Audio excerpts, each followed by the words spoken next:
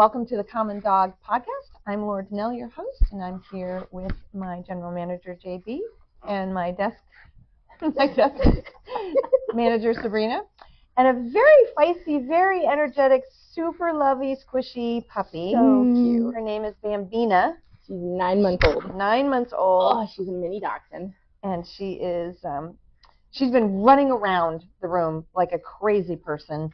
So I thought she'd be a little more chill at this point, but no. For you. She says, So, LOL. Not sure we're going to be able to have her in the video a whole lot because you put her down and she takes off, right? Today we're talking about puppies. And Bambina is one of our puppies that comes to daycare. Does she do structure? She does structure. She does structure. I did a lesson with them, and then they started doing structure with her right away. She actually really loves the treadmill. It's adorable. Oh, that's hilarious. It's so funny. I stand in front of her, and she just wants to lick your face, right? Like she was doing earlier. Right. And she'll just try and lick my face. That's her motivation. Oh, she's an adorable puppy. Very, very sweet. So her name is Bambina. We are famous for nicknames, right? But do we have a nickname for her? Bam, Bambi Wham, Bams, Bambolina. Bambolina. That is not shorter. No, it's not. But I probably go through a bunch of them. Yeah. Bambi Whams! Bambi Whams! So the puppy stage officially lasts until they're about a year. Technically, depending on the breed, some can continue to grow well into their second year, and the giant breeds can grow, even till they're, upwards of 2.5. Mm-hmm. But typically, they're pretty much done growing by a 1.5 years. The first year is more up, and the second year is more out, filling out kind of thing. But personality-wise, they're crazy. Some breeds are crazy puppy-like till forever, boxers. Some breeds, but even some dogs, like my parents' dachshund and my dachshund are two totally different scenarios. Yeah. So, you got dog spin hair all over your face. Compliments of Bambina. Yeah. Hi. Are you running around eating little whatever you can find on the floor? Little bits of hair. So today we're talking about puppies. Everybody loves puppies. People, post everything about puppies, and you can find yourself looking at puppies online, and suddenly an hour is gone. And puppies are wonderful in short doses. Puppies are, I think, what a lot of people forget is puppies are a lot of work. Oh yeah, right? Yeah. You actually have had the most recent puppy out of the three of us. Yeah. With Eris. With Eris. I haven't had a puppy in 9 years. Yeah. So. Right. So how was she? So Eris was actually, she was an easy puppy. Yeah. She really was. I mean, I already had Rhea, which sometimes helps when you have a dog already. That's well behaved. That's well behaved. They help you raise the dog, right? So she was not a difficult puppy. She was great. Kind of the minute we brought her home, she slept through the night. She took really quickly to potty training. Basically, I would put her outside with Rhea, and she'd follow Rhea and go to the bathroom and come back in. I mean, it was super easy in terms of that. I think for me personally, the hardest experience I've had with puppies is when I got 2 at the same time. Littermates. Like a crazy person. The girls, remember we called them the models, Cypress and Olive. That was really, really, really hard. I strongly suggest never adopting littermates because it is very, very difficult. They feed off of each other. You never knew who made the mistake. Like when a mistake was made, you never knew who chewed it up. And they're just nonstop with each other, which seems like it would be lots of fun. And it is for about 5 minutes. Yeah. And then you're just, you have to get back to your job or real life or whatever. And it's so much. It was so much work. They don't stop being puppies. No. And of course, as a boxer, hi baby, hello. Hi sweetheart. Okay. Yeah. Right to the face. Right to the face. As a boxer, they are known for their, oh my goodness. Chaos. Did it go? No, it's right there. It's right here. Chaos. Never ending chaos. Never. But they were the hardest puppies, basically because I had 2 at the same time. Yeah. Which, let me say it again, do not get 2 litter mates. It made things very difficult. Right. Eris was an easy puppy. My first puppy that I had, that was kind of my dog. Yeah. Really my dog, my responsibility. I was 15 and I got a Cairn Terrier, and she was great. So I haven't had a lot of difficult times getting puppies.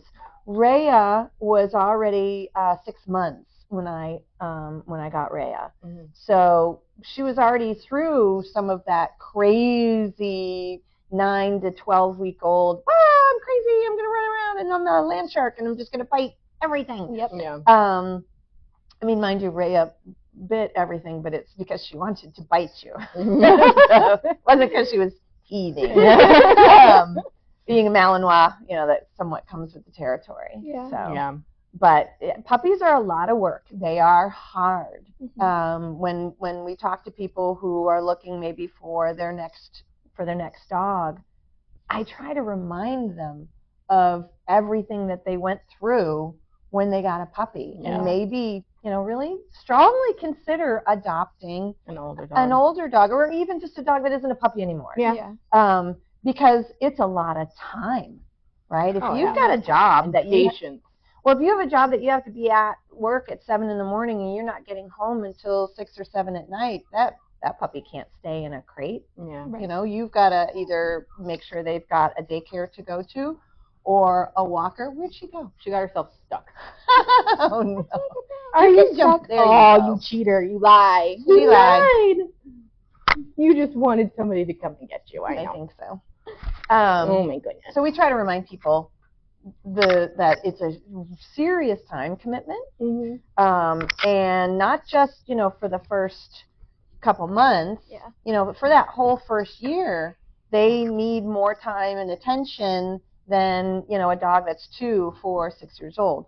So and then of course we always strongly suggest don't get your second dog either. Don't get your second dog, right? If you're getting a second dog, don't get your second dog until your first dog is settled and well trained and so forth. But if you're just getting a puppy now, people are always asking, when's the right time to start training? Immediately. Immediately. You should immediately start working on manners, not letting a dog jump on you, not letting a dog mouth you.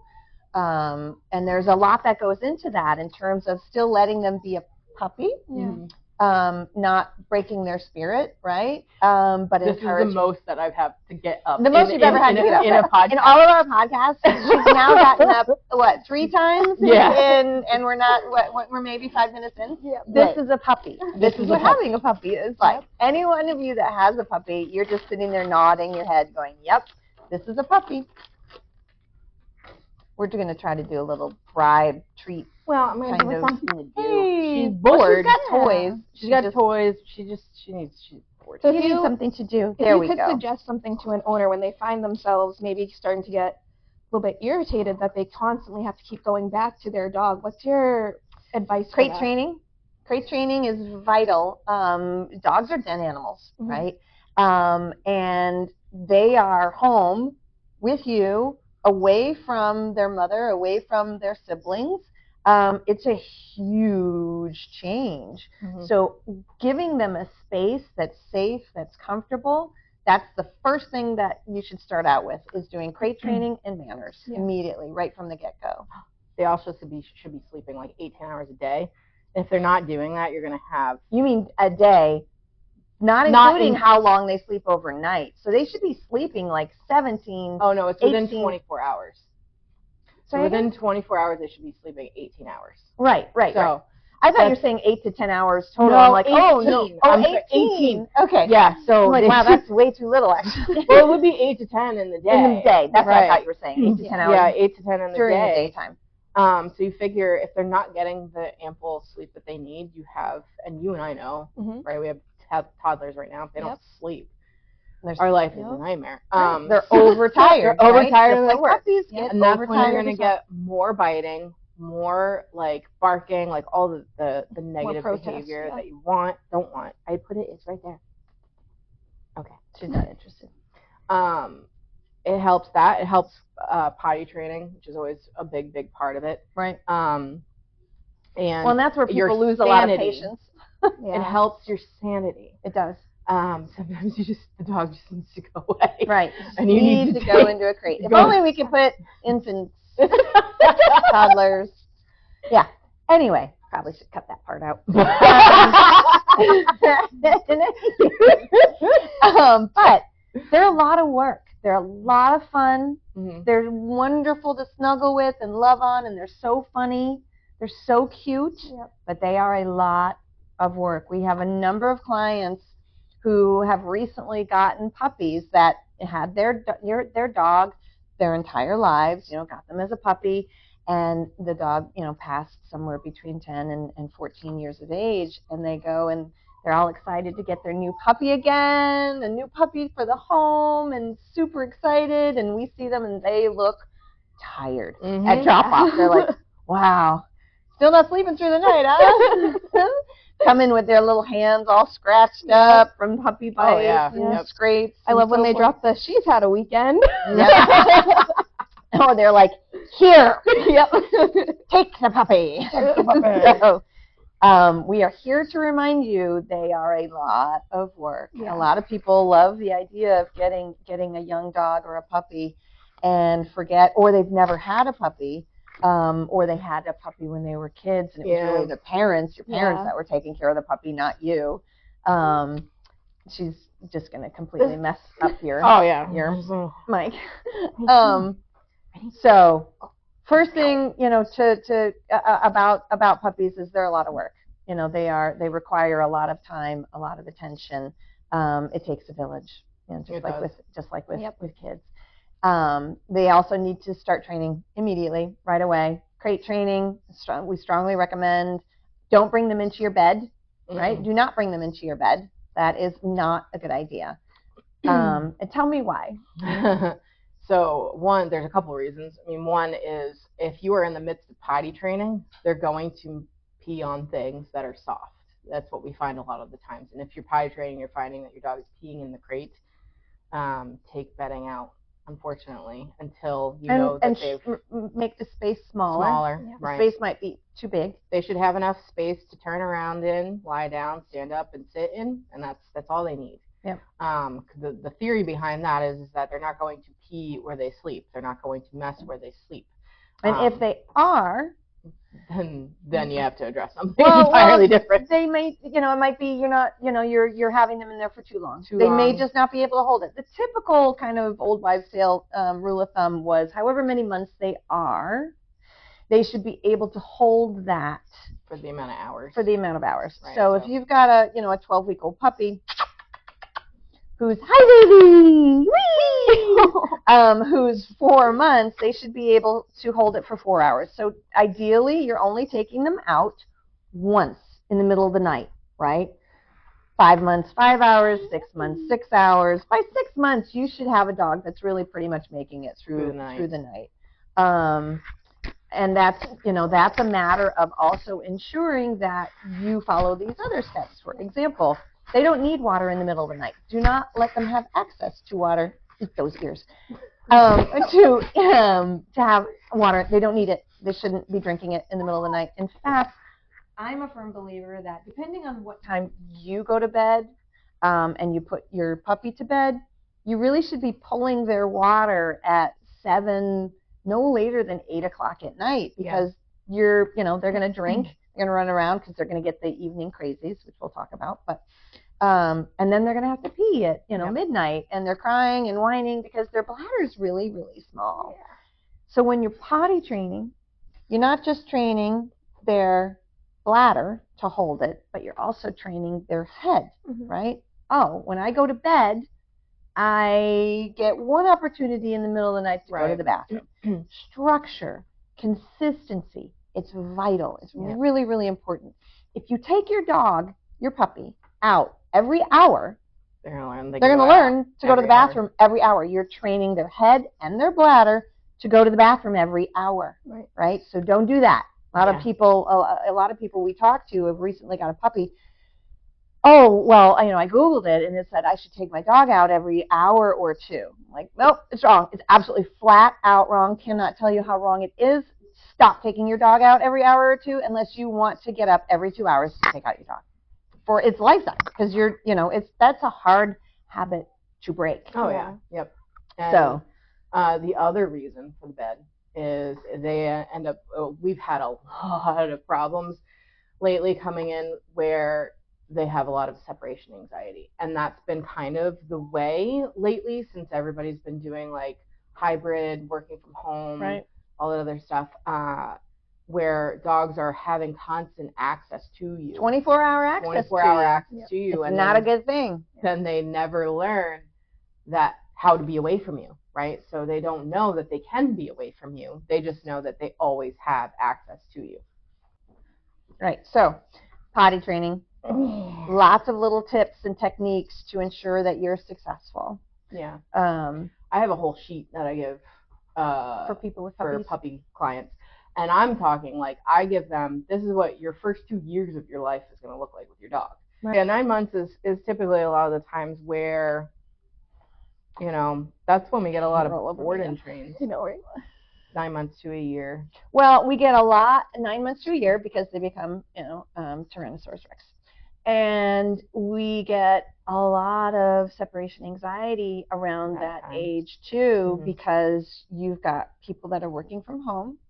The dog sleeps with them at night, 24-hour access. The dog then becomes so used to. Well, the person becomes their heir because they never are without the person. Right. So the separation anxiety becomes so extreme that the dog is in a constant state of anxiety. Right. And can't be 2 feet away from mom or dad. Right. And it's really a very difficult way to live. I mean, just constantly agitated and constantly anxious. Yeah. And nobody knows that that's gonna happen. Like you get a puppy, you want to take care of it and love it and give it everything that it wants because that's what we do. That's what we do. And the dog whines or give them what they is demanding attention, and we coddle them. The same way we would. Natural. Right. It feels natural. Same way we would coddle a baby. Dogs aren't babies, right? And when you coddle them, all you're doing is encouraging that behavior. So the dog gets really confused. When I whine and I cry or I bark and tell other people or other animals to stay away from my human, I get coddled, and this is good. Please don't eat the desk. Bambi. Bam. Bambi. Bambi, wham. Stop it. Just like, come get me. They get confused. And ultimately, the dog then thinks, oh, I'm supposed to behave this way. This is when I get attention, and I love attention because this is my my drug. My human is my drug, and I absolutely can't live without this. So the majority of the board and trains that we get are for dogs around that age who are experiencing severe separation anxiety with owners, oftentimes who work from home. Yeah. We see it over and over and over again. So if you get a puppy, prevent that from happening. Your dog needs to learn to stand on their own 4 paws. They need to be an individual. They're not an extension of you. They need to understand how to self-soothe, how to be on their own. The dog is going crazy. She's running around being really cute. Chasing multiple tennis balls. So,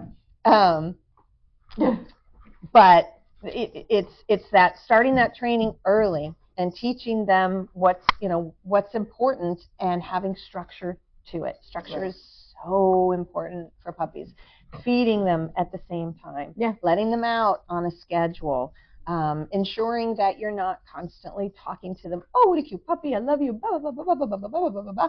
If you're constantly talking to your dog, all you're doing is teaching them to not listen to you. Right. You're desensitizing them to your voice and your interaction. So often when we work with someone in a training capacity, one of the first things we say is stop talking to your dog. And puppies are no exception. It's better to start that early. Definitely better to start that early. We have another puppy with us today. He is a Bernese mountain dog. which 4 months. usually gets really, really big, but Huge. we think he's going to be huge. Yeah. Like really, really, really big paws. Look at your like feet. enormous Show 'em, bud. paws. His name is Warren, like Warren Buffett. And he is joining us today so we can talk a little bit about not your average puppy kind of puppy. Why don't you expound on that a little bit, JB? So I met with his owners last week, I believe, or the week before, and we've known. Hey, buddy. Come here, dude. Everybody wants to see your pretty face. Aw. See those huge paws too. Come here. Oh my gosh, what's this? What you want? Come on. Oh no, I have to move. Come here, buddy. And this is very much what the problem is. There's a good boy. I Ready? told his owner that he's very much the Look at those two. why. Why should I? Like, why should I do anything?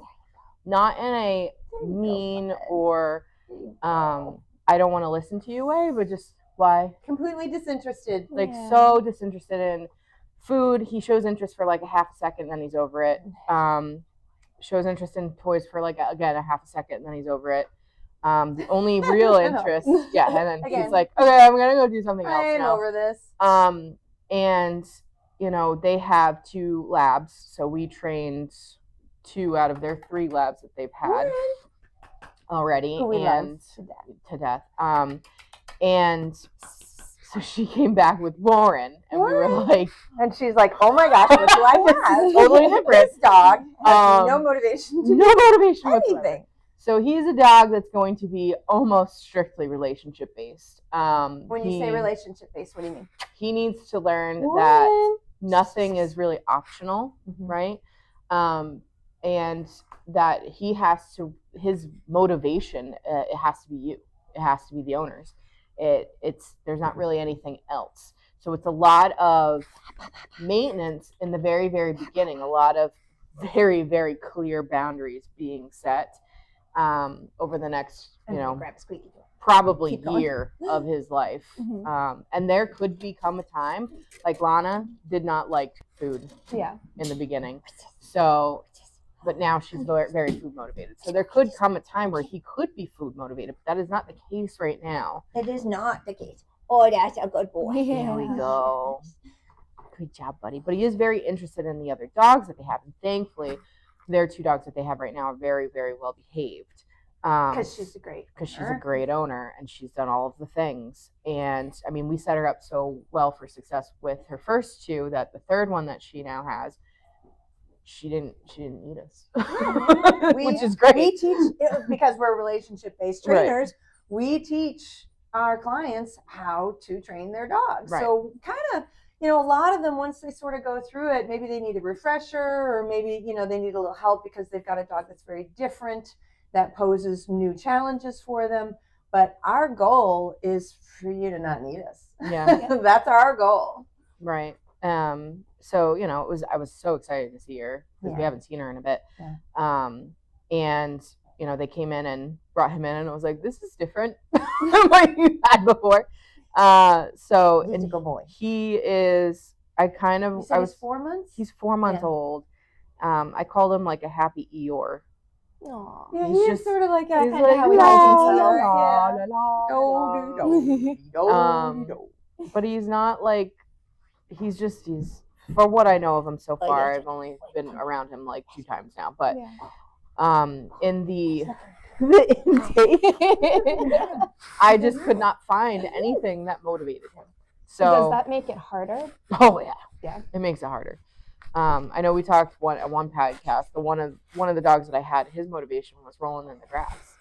So I would work him, and then his reward for being good during that session was he got to roll in the grass. So you kind of have to figure out what works. I mean, we had a dog. I don't know if you were in Structured yesterday. Mm-hmm. We have a dog that is not super motivated by food. Yep. You know who I'm talking about? Yes, I do. We found out she is motivated by whipped cream. Ah, There we go. There By just sheer, like, that's what we had for snack yesterday. Mhm. And she saw the whipped cream can and heard it, and she was like, oh my God. And we were like, oh my God. So we put the whipped cream in the maze yesterday, because otherwise she just goes through the maze. She's like, okay, cool, I'll go through it. But she doesn't spend time in there. Mhm. So found out that she likes whipped cream. So Well, it's gonna remember be the big. models, my two Oh, yeah. boxers? They didn't care about food at all. I mean, to the point where my vet was like, I don't care what you feed them anything they'll eat, because they didn't care about food ever. And when you've got a dog that isn't food motivated and isn't play motivated and isn't even treat motivated, it's really hard to find how you can give them praise, right? In any form or fashion. That's cute. In any form or fashion, he just bounced like a bunny. Other than just putting hands on and touching, and doing hands on and touching is fine. But with puppies, it can make it really hard, because then all they want to do is play with your hands and maul your hands and chew on your hands because they're teething. And they're, and you're teaching them that by continuing to praise them that way, that's okay. So having a dog that is play or food motivated makes training so much easier. And I had two boxers, litter mates, the worst decision ever.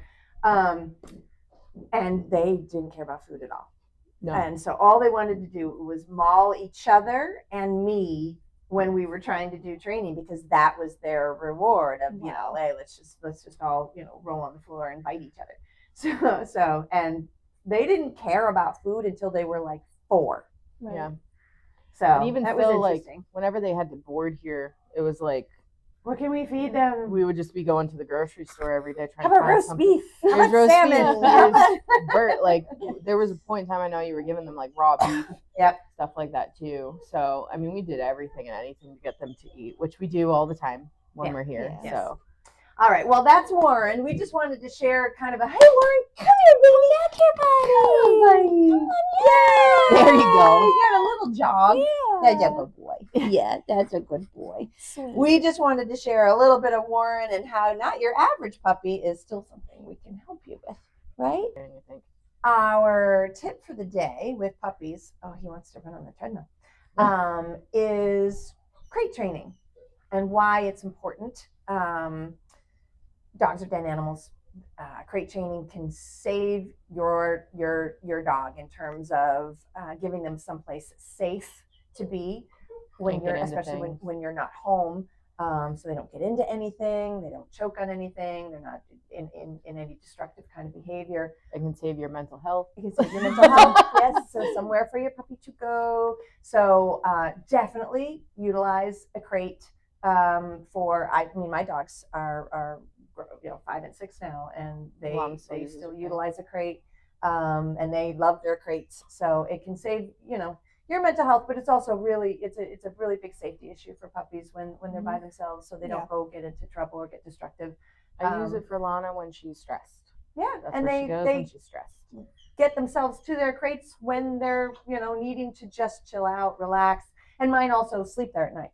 Yeah, so, Lana still sleeps in hers at night. Yeah. She goes in there when she doesn't want to be bothered by the kids. I mean, the crate is a very easy boundary to place with children. Yep. The bed is not as easy because it's kind of out in the open. Yeah. But for whatever reason, my son was very, very apt to understand that the crate, he couldn't touch it. He couldn't go near it. Helps with kids if you choose to have non-furry kids.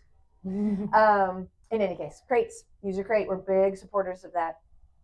Thanks so much. We'll see you next week.